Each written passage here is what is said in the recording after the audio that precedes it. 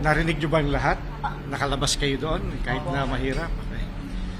Pasensya na kayo. Pinili namin na magkaroon muna kayo ng chance na marinig yung mga sinabi doon sa stage para may konteksto itong ating pagtitipon ngayon para na rin maging guide sa inyong mga pagtatanong. So, bigyan ko kayo ng chance. Hindi ko maipapangakong kaya kong sagutin ng napakaganda lahat ng katanungan ninyo. Pero sige, ano ang gusto ninyong malaman pa?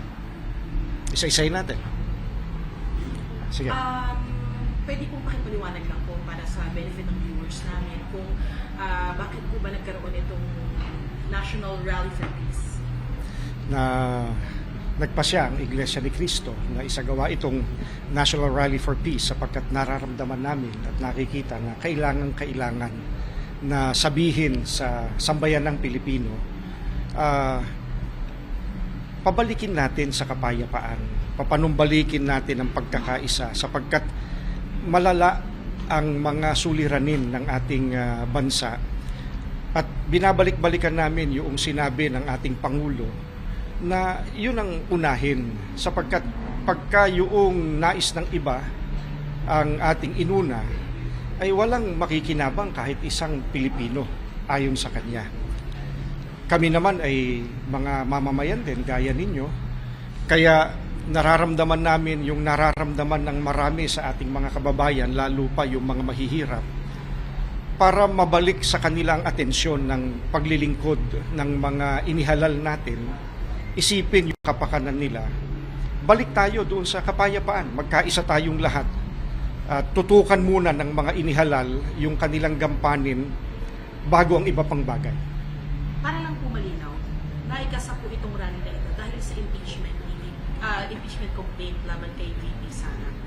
Naikasa itong Rally for Peace bunga noong opinyon ng ating Pangulo, ng President Ferdinand Marcos Jr. Nung sinabi niya na, to paraphrase what he said, this will not benefit even a single Filipino. So, yun ang aming panawagan. Let's focus on what benefits every Filipino. Ka-Edwin, yung ibang mga statements po doon sa rally naging napakamatapang, lalo na po yung sinabi na hindi dapat iniuna ang sarili. Sino po yung pinapatungkulan ng INC? Walang binanggit kanina, wala rin akong babanggitin. Kung sino ang sa tingin nila ay sila iyon, ay sana lahat tayo, bumalik lang tayo doon sa pagpapatawaran, sa pagkakaisa, sa awa sa isa't isa, sapagkat may mas malaking konteksto, may mas mabigat na suliranin na yun ang talagang dapat na inuuna, lalo na nung mga inihalal natin.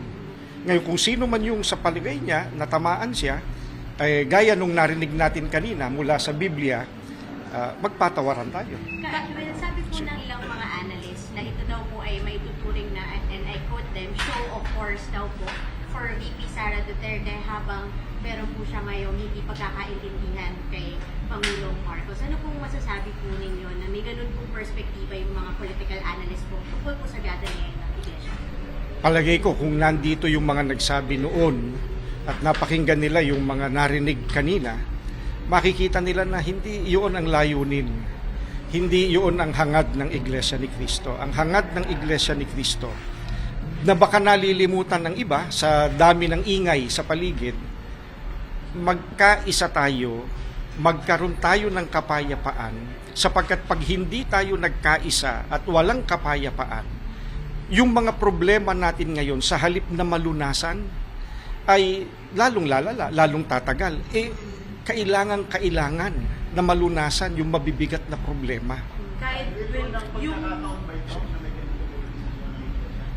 Hindi naman po sapagkat sa ilang mga pagkakataon sa nakaraan, pagka kinakailangang magsalita ang Iglesia, alang-alang sa kapakanan po ng ating mga kababayan, ginagawa naman po ng Iglesia ni Cristo. paulit-ulit po yung statements na hindi ito political rally. Yun na rin po yung narinig namin kanina sa mga members tsaka sa nagsalita na hindi ito pamumulitika. Pero we are hoping to influence political decisions. So, paano nyo po dinidistinguish po yun? It's not in support of this or that candidate, this or that political party. It's basically in support of what the President himself said. When he was interviewed, no one was asking whether what he was saying was a political statement. I mean, people took what he said at face value. We're hoping that in echoing what he himself said, people will also accept it at face value. He said it's, if I remember correctly, when he was describing what was happening, it's a tempest in a teacup, if I'm not mistaken. That's what he said. Storm in a teacup. Oh, storm in the teacup, yes. So, what does that mean? It's such a little thing. It doesn't have to be blown up beyond what it is, which is nothing really. We're hoping to call on everyone. Well, wala naman pala yun eh. E di, pumayapa na tayo. Pumayapa tayo, bigyan natin sila ng chance na trabahuhin yung talagang trabaho nila, mandato nila yun, inihalal silang lahat. Wala kaming binapangalanan na this or that person, masama, mabuti, whatever. No. Ang sinasabi lang namin, nasa isang bansa tayo. If we do not unite, if there is no peace, wala naman tayong pwedeng sabihin, o sige, meron pang ekstrang Pilipinas, lumipat doon yung kalahati ng bayan natin or whoever. Ito na yun eh. Magkaisa tayo. Basically, na whether people are going to say that's a political statement or not, it's a question of perspective perhaps. It's a question of opinion. Basta sa amin, hindi siya political. It's very practical. Magpatawaran tayo, magkaisa tayo, magkaroon tayo ng kapayapaan. It takes work. But if we're all willing to go back to those basic principles, decency, in our relationship with each other, peace in our relationship with each other, hopefully things are going to get better. Edwin, nakausap niyo One ba time? si VP Sara Duterte? Personally, Hindi. hindi. Hindi po. Personally, ako hindi. But how about the leaders po? Considering that this Yeah, is for her. I really would not know, and that's the truth. I really would not know. Hindi po siya nagpadala ng statement, sir, na baka pwedeng i-play sana po kanina. Again, in all honesty, wala akong alam doon kasi ibang bagay ang inaasikaso ko the whole day. Pasensya na. Sir, the stance of the INC has been very clear. Is it fair to say that politicians, particularly candidates in the 2025 elections, who would not heed the call for unity and pursue impeachment raps, would face repercussions or at least not enjoy the support of the INC? I really cannot guess how the members or the leadership of the INC would deal with someone or anyone who would feel that way or do what you just described. No? Let's just leave it at this. Nanawagan ng Iglesia ni Cristo na magkaroon ng kapayapaan kahit na ang dating niya parang siramplaka na sa inyo. Nananawagan kami ng kapayapaan dahil sa yun ang naririnig namin kahit sa hindi namin miyembro eh. So, kung ano pang iniisip nila, kung talagang nakikinig sila sa sinasabi ng ating mga kababayan, hopefully pahalagahan nila yon, yung sinabing iyon na baka naman pwede magkasundo tayo pare-pareho, baka naman pwede magkaisa tayo, baka naman pwede magkaroon ng kapayapaan. Wala namang dapat pag-awayan kung tutuusin eh. Wala namang dapat na dahil lang sa ganito o ganyang issue ay magkasira-sira tayo. Sana man lang kung pagka hindi nagkaroon ng kasunduan, 2 tao lang ang involved, 3 tao lang involved. Hindi eh. Buong Pilipinas, buong bayan natin ang involved eh. Sir, yung presence ng politicians dito, take us through. Did you invite them? Did they present themselves to be here? Ano po ba yung insinuation ng presence nila dito? Well, for one thing, we said this is open to the public, and they're still part of the public. We did not invite specific people, specific persons, specific politicians, specific groups to come. No, we just said this is open to everyone who believes in what we are going to be saying to the public, which is, let's unite again, let's have peace. Sir, just to clarify, wala pang ine-endorse ang INC na kahit sinong tatakbo for the midterm elections? Wala kaming ganun. And siguro magandang i-address natin yon. The Iglesia ni Cristo has never endorsed anyone. When we unite to vote, kami-kami lang ang nag-uusap eh. We don't really involve those outside the Iglesia ni Cristo anyway. So, it doesn't really affect anyone. No? Kami-kami lang ang nag-uusap. Edwin, kadikit po kasi nitong mga impeachment traps yung investigation sa corruption and misuse of public funds. Kasama po ba sa call ng Iglesia ni Cristo and yung sinasabi natin na kapayapaan or call for peace, yung pagpapatigil nitong investigations na ito? Kung napansin ng mga sumubaybay kanina, merong isa tayong nagsalita na abogado rin naman siya na sinasabi niya, basically, to paraphrase what he said, para magkaroon ng kapayapaan, kinakailangan na ipatupad ang batas. Kung walang batas, walang kapayapaan. O kung may batas man pero hindi ipinatutupad yung sinasabi ng batas, hindi pa rin magkakaroon ng kapayapaan. So, kami, gaya nung narinig kanina sa panawagan, sa entablado, sa stage, kung ano yung sinasabi ng batas, sige, bakit naman hindi? Pero kung hindi nasusunod yung sinasabi ng batas, sana yung mga nakakaintindi, step back. Diba? Baka nalalabag na natin na hindi natin namamalayan. Edwin, Opo. kung ito po ay isang generic call for peace, bakit po kinailangan pang pangalanan ng INC si Sara Duterte sa panawagang ito? Kasi nga ang starting point ay yung sinabi ng presidente mismo natin. No, so since doon nagsimula ang lahat, kinakailangan ilagay natin sa konteksto yung pag-uusap. So, is it not possible to just pray for peace, period, without the political context? Well, again, no, not again. Yes, we do pray for peace. Every time we congregate, that's part of the prayer of the Iglesia ni Cristo. This time around, we felt that it's needed to call the attention of people. Why did I use the word again kanina in answering you? I understand that some would think this is political, no? But it's not. As far as we're concerned, it's not. It's something moral, actually. It's something that all of us are morally bound to uphold. Magkaroon tayo ng kapayapaan, magkaroon tayo ng pagkakaisa. Basically, yun lang. May mga critics po na nagsasabi if this is a moral exercise, the INC is supporting a politician who's accused of stealing money from the people. So paano po natin, the investigation is still ongoing of course, but some people are questioning why use religion to support a morally questionable character like the Vice President. Those are assumptions that they're making. The one who makes assumptions, especially if it's not just an assumption, if it's something that you say out loud, you should provide proof for that. Until wala pa naman, ay dapat sana ay neutral pa tayo. Hintayin natin ang resulta, di ba? Kung napansin nga ninyo, yung huling verse kanina sa Biblia, sapagkat kung hindi napanood nung makakapanood nitong mga interview ito, yung kaninang sinabi roon, ay mismong ang Panginoong Sokristo. I need to go back to Him because you're talking to us and we are a religion.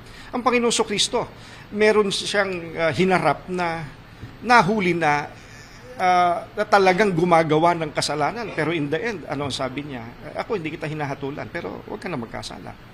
Yun, nahuli na talaga sa paggawa ng kasalanan. Kung hindi pa naman, lalong dapat maging maingat tayo. Di ba? Hindi tayo dapat unang bumato doon sa wala pa naman palang napatutunayan.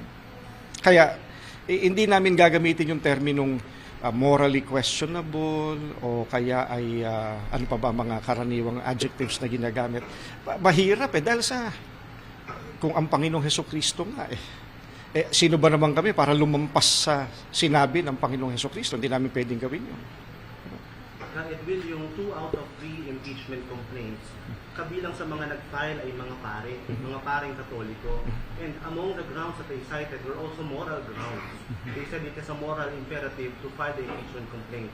How do you view this perspective of the Catholic priests who filed the impeachment complaint? Well, I suppose they should be the ones explaining why they did what they did or why they said what they said. No, I wouldn't try to explain their position for them. Diba? Pero kayo po, from your point of view, what is moral about this whole issue? Well, Can you bring us into the faith of the INC member? yeah.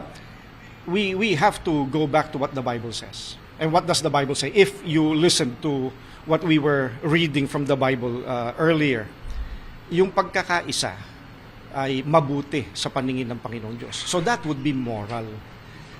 pag walang pagkakaisa, ang sabi ng Panginoong Hesukristo mismo, ang kahariang nagkakabahabahagi, nagkakawatak-watak eh. So imagine, si Kristo na nagsasabi nun.